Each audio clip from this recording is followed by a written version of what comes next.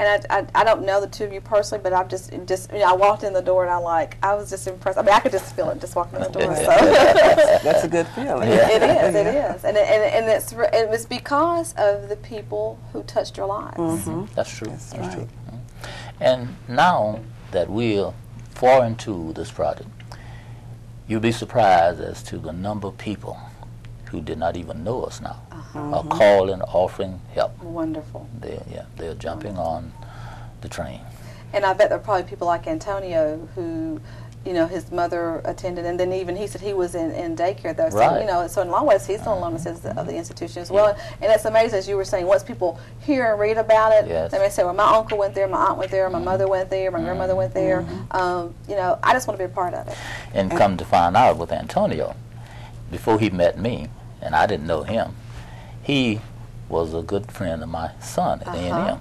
And when he realized who I was, he was asking about my oldest son, about the same age. And they were good friends. Isn't it funny, though, how when you start getting involved in stuff like this, how you find out that our lives are so much close together than we think they are. That's right. And you start finding out people who, you know, who you didn't know or you'd heard of or didn't realize that this person was related to this person. That's right. So it just opens up all kinds of doors.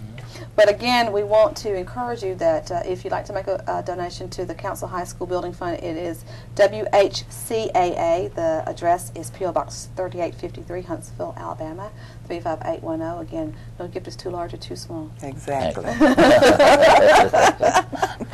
Well, Ms. Bush and Mr. Horton, thank you so much for being with us and so much for sharing your story, and more importantly, thank you for continuing to fight the fight. Thank you for having us. Thank you. Enjoyed it. Thank you for being with us for this part of the program. Stay with us for the remainder of the show after this.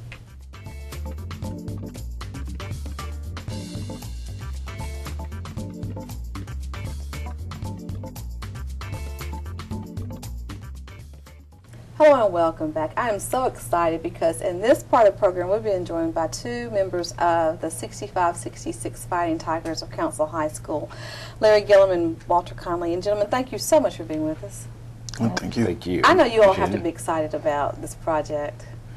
Well, I think from the very first time I've heard it, you know, I began to think just how would it be just to see something which we were very much a part of being played out on a much larger scale there, and hopefully the whole community could see what we actually lived through. And I think it's been said over and over again, but to witness and also be a part of that program, it was a lot of things that went on.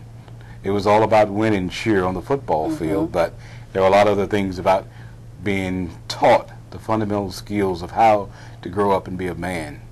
Especially there, and that's what some of the things that will probably never be said, and you'll never see in print. But the way it all turned out was part of a bigger plan, I'm sure, on the part of not only Coach Gillam there, Coach Davis, and everybody else that was a part of the program.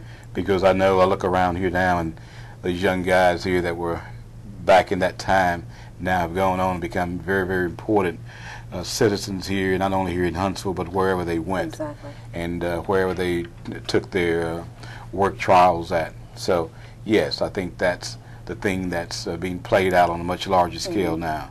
So we were football players, basketball players, but no, we were actually being taught how to live in society and also be a very, very important part of society.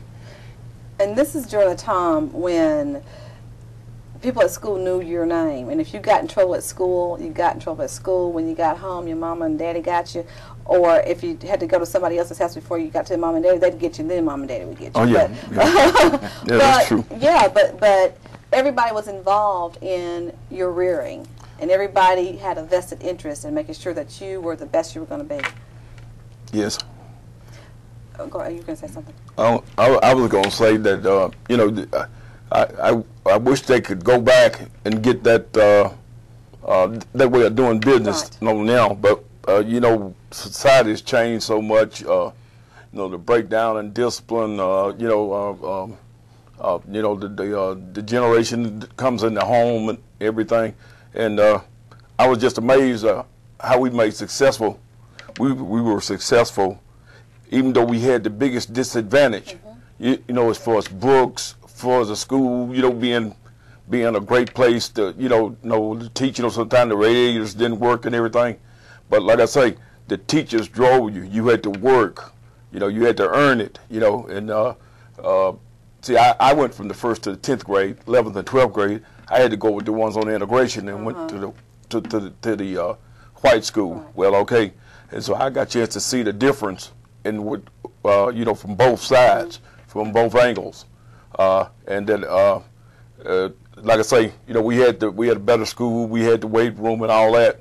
But I still say, for us fundamental football, we were just as good as anybody. Right. And I played against guys, Terry Beasley that played for Auburn. He's All-America.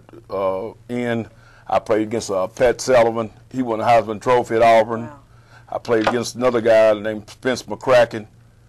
He won 3 state championships down in Robert Lee of Montgomery. This is after I went to the other school.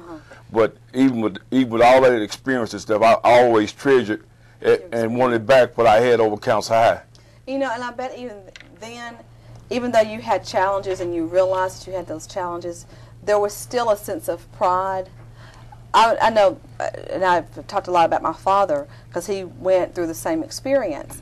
And he said that, for instance, you're talking about the lack of resources. They said that they were in a biology class and they were doing dissecting, and they went out. I shouldn't say this because I know I'm going to get a million letters from cat lovers, but they went out and killed a cat and used it for their biology class. But I mean, you had to do what you had to do. Right. Well, I think the most important thing there too is that growing up in Huntsville during that era, the pride that it took on behalf part of young guys, especially there. Exactly. You always wanted to be a part of Councill High's program because you knew as you grew older what you were going to be looking at. And from my own standpoint there, I can remember the years standing there looking through the fence there and seeing all these guys performing on the field. And you wanted to be there. My dream one day that I would be out there and performing on that field and actually wearing the blue and white.